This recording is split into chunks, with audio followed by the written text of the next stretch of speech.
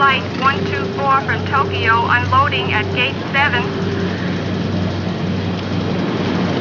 Attention passengers, Flight 76 for New York and Paris now loading at Gate 3. Attention personnel of rocket ship Star of Antares, report to Operations Office. Attention blastoff crew. Attention blastoff crew. Report to Space Dock 3. Attention passengers disembarking from Jet Flight 107, helicopter service to the city center departing in 10 minutes.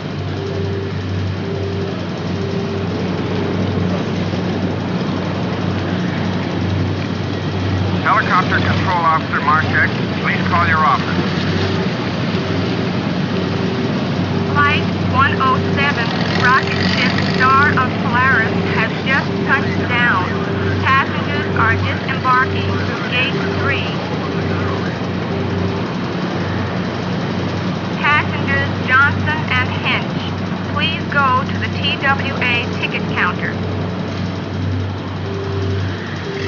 Helicopter Control Officer Marshek, please call your office. Jet Flight 604 from San Francisco landing on the main strip in 5 minutes. Unloading at Gate 5.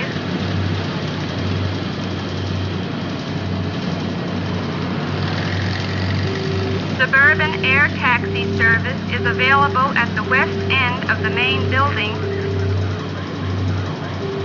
Attention fire control crew. Attention fire control crew. Report to Space Dock 1.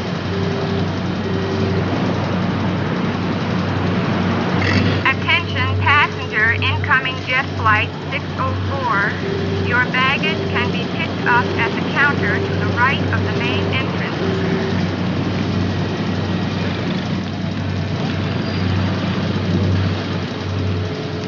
Attention blastoff crew. Attention blastoff crew. All field personnel take blastoff stations. All field personnel take blastoff stations. Attention passengers. Disembarking from Jet Flight 107, helicopter service to the city center departing in 10 minutes. Incoming TWA Moon Flight 107. Arriving on time at Gate 3.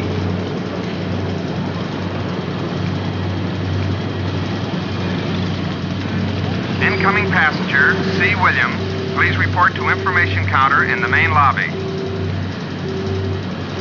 Attention passengers, Flight 76 for New York and Paris, now loading at Gate 3.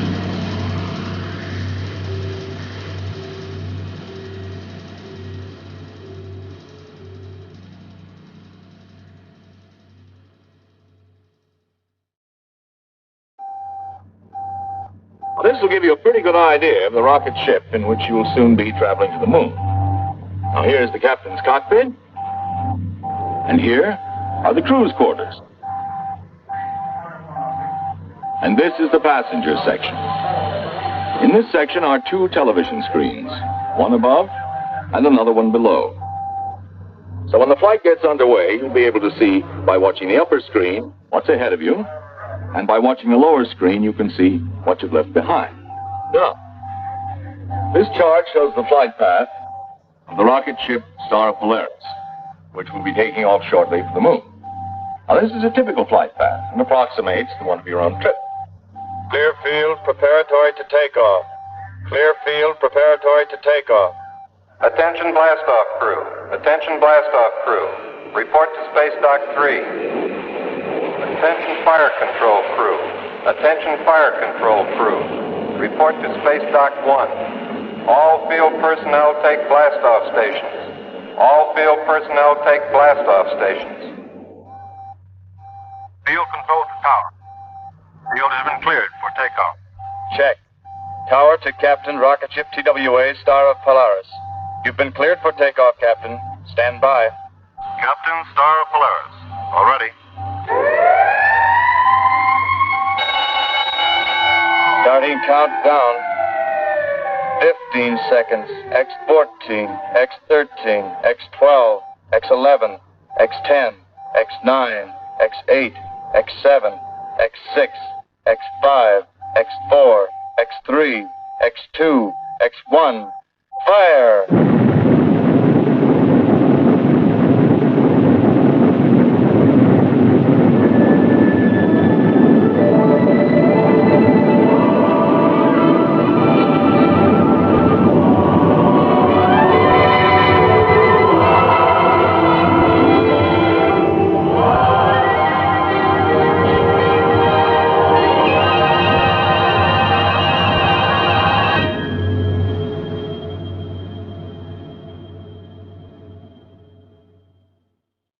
Welcome aboard, friends. This is Captain Collins. Now, first let me assure you that TWA has taken every precaution for your safety during this flight. We're proud of our safety record, and aside from a few brief moments of weightlessness, you'll suffer no discomfort in outer space. Please observe the two television screens. The upper screen looks ahead. The lower scans the view below our ship. Both will be turned on at takeoff. For the next few moments, it's going to be a bit noisy, so I won't try to speak to you again until we pass through the sonic barrier, where we'll leave the roar of our rockets far behind. Tower to Captain, rocket ship Star of Polaris. You've been cleared for takeoff. Roger, all set, Tower. 8, X7, X6, X5, X4, X3, X2, X1, fire!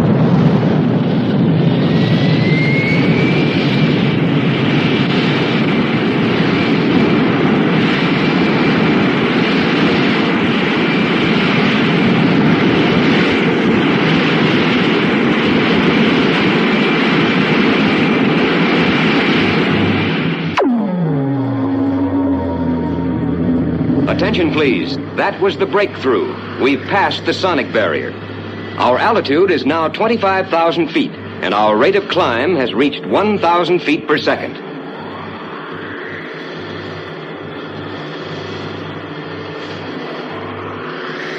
We're still in vertical flight, but soon our course will curve, taking us over the North Polar Cap.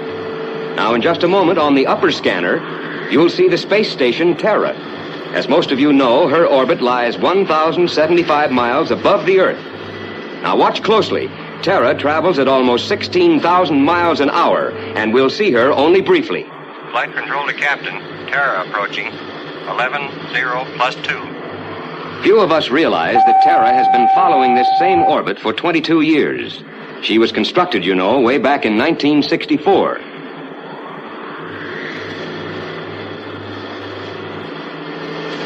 Now on the upper screen, the first glimpse of our goal, the Moon. The speed of our ship and the Moon's orbital velocity will eventually bring us together in space. The superimposed chart shows the exact point of interception. In a few moments, our speed will reach 38 miles per second. We'll then be just about halfway to the Moon. But now we must decelerate for our circle around the Moon. To do this, we switch off our rockets, turn the ship over by gyro, and then travel tail first and use the rockets for brakes. Our sister ship, about 2,000 miles off our course, is returning from the Moon. By using our telescopic scanner on the upper screen, we can watch her perform this same operation.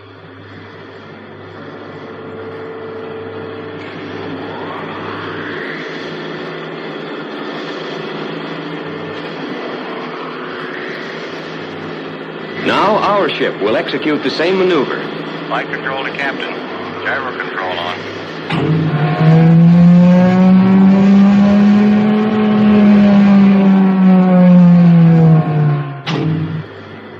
Just outside our field of vision is Halley's Comet. I'll bring it into view by rotating the upper scanner. This comet is just a collection of frozen gases. Think of dry ice and you have the right idea. The tail of a comet becomes visible as it approaches the sun, and the closer it comes, the longer the tail appears. The tail of Halley's Comet now measures 12 million miles, and it will probably grow longer. This is the 17th known appearance of this comet.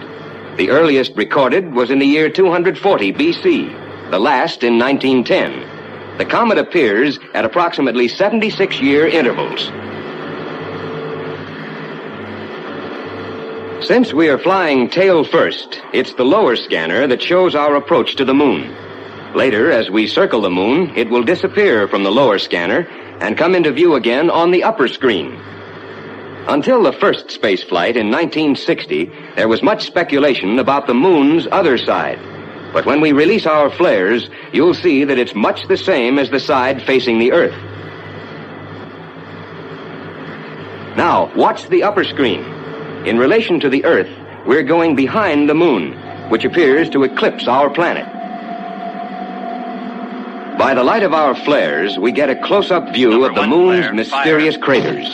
Now, even in this enlightened age, we still aren't sure how they were formed. Some scientists believe they were created by volcanic action. Others insist they were blasted out by the bombardment of meteors. It's now an established fact that the moon does have an atmosphere. Although it's 1,000,000 times lighter than that of the Earth, it is dense enough to reflect radio signals. But as far as breathing is concerned, you might as well be in a vacuum.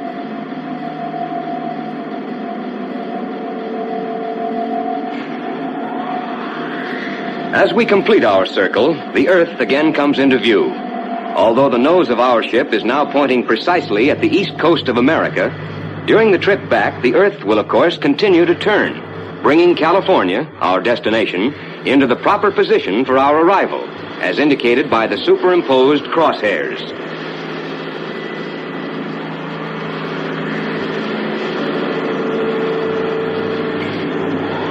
One of the things space travelers never do while in space is to look at the sun. But since we will view it indirectly, it is perfectly safe for me to show you a picture of it by rotating our upper scanner.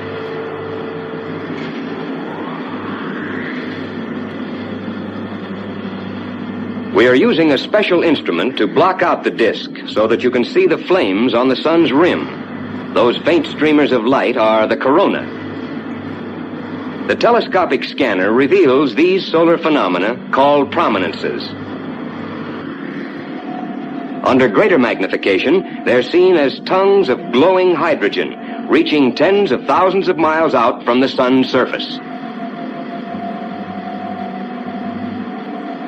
The large area of light seen without high magnification is sunlight reflecting on cosmic dust. And now we'll execute our second turnover. Flight control to captain. Gyro control on.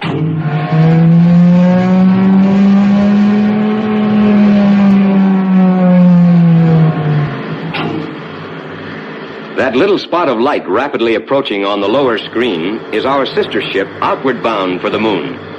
Now, on the upper screen magnifier, we can watch her turn over.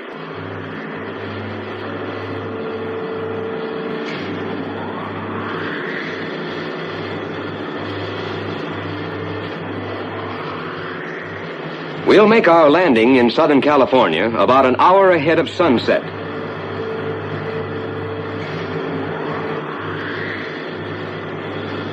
From this position in space back in the 1950s, we would have seen Southern California only as a great hazy brown spot.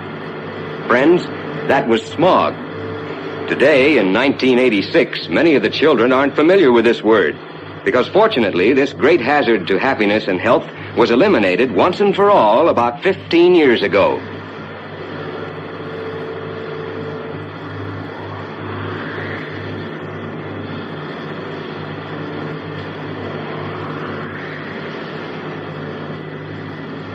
Now, as we make our landing, I don't expect any difficulty, but be sure to keep your seats. And don't worry if things get a little warm. It's perfectly normal for the ship to heat up as it slows down in the atmosphere.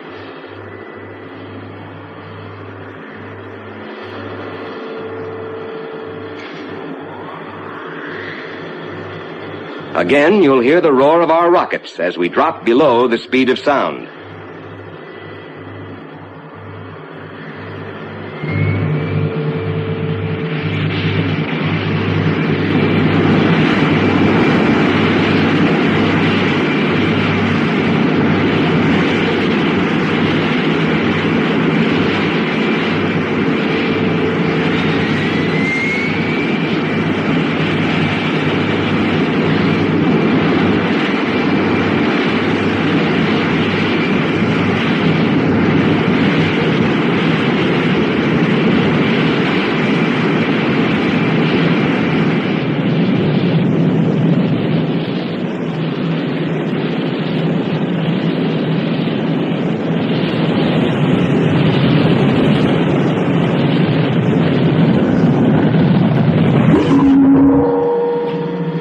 and gentlemen, we have just landed at Disneyland. We were very happy to have had you aboard. We hope you enjoyed your TWA rocket flight and that you will be flying with TWA again soon. This is your captain signing off.